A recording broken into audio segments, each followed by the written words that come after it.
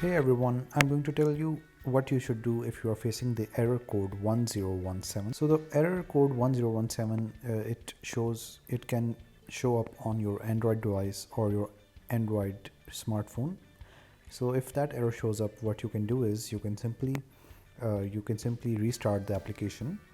And if restarting the application does not resolve the issue, what you can do is you can clear the cache. So to clear the cache, you can simply go to the settings, and in the Android settings you can go to the application Disney Plus, and here you can clear the cache of the Disney Plus application.